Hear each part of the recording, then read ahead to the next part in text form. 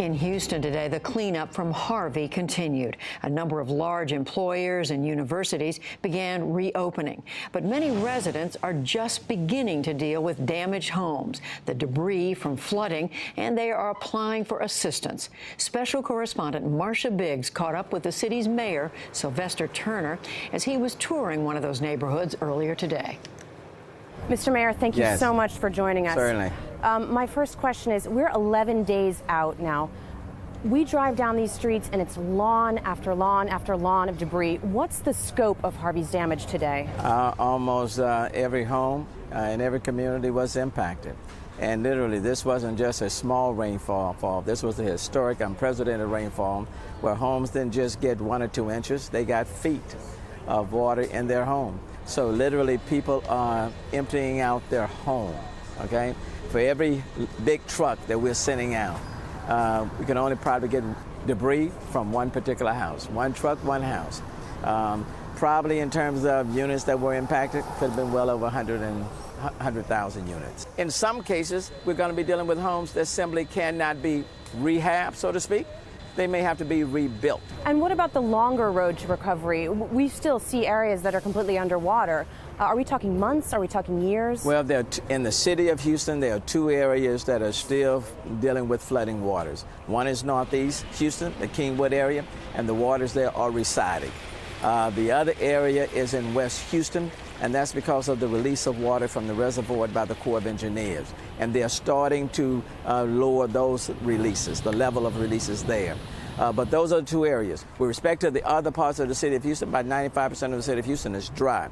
Now, separate that from the region, okay? Because there are still major problems in the region. But in terms of the city of Houston, 95% dry, electricity grid, there are probably about 12,000 homes that are out of power. The wastewater system, the water system is fine. How long do you plan to continue the controlled releases? And what do you say to the families who feel that their neighborhoods were sacrificed in the greater good of the city? Well, the reality is that those reservoirs were put in place decades ago in order to protect everything on the lower end, so to speak. This was an unprecedented amount of waterfall. So what the Corps of Engineers, what they are saying to us is that they have to build capacity on the west side of the dam. And in order to build that capacity, they're having these gradual releases over a period of time. And what their concern is, if there's another storm or hurricane coming and they don't build that capacity on the west side of the dam, then it could be catastrophic. So it's a balancing. But those decisions are made not by the mayor, not by city council. Those decisions are made by the Corps of Engineers. So something on the minds of a lot of the people that we've spoken to that were flooded is the level of toxicity and bacteria that was in those floodwaters. What can you tell us about that? Well, I think anytime you have flooding of this magnitude and the water is running all over the place, you're going to get contaminants that are coming from all over, I think that's just a part of when you have flooding and a lot of that water is stagnant. It's not constantly running off, but stagnant, staying still. That's why, I certainly discourage anybody from walking in or playing in this water. It is not safe. It is full of contaminants. You don't know what you're walking in. And then on top of that, you don't know where you're walking. There could be manhole covers that are no longer there. So you have to be very, very careful. There are critters in this water. It's kind of swampy, so it's just not safe at all for anybody to be walking in the water. It's not even safe for our first responders. What is your message to Congress about funding? Well, to Congress, I would say this is not a time for party politics. This is a time to vote and vote yes. The initial request that's been asked by the president, approximately $8 billion. That's just the first tranche. A lot more is needed. But the people in the affected region need a quick vote, and hopefully that vote will take place this week. How long do you plan on keeping the convention center open, and what's going to happen to those people, some of whom were homeless before this disaster? And we're working on a housing plan for them. The convention center will probably stay open, let's say maybe towards the end of this coming week, no later than the 14th. We're putting together a housing plan. The number was at its max 10,000. It's now right around, the last number I saw this morning was about 1,600.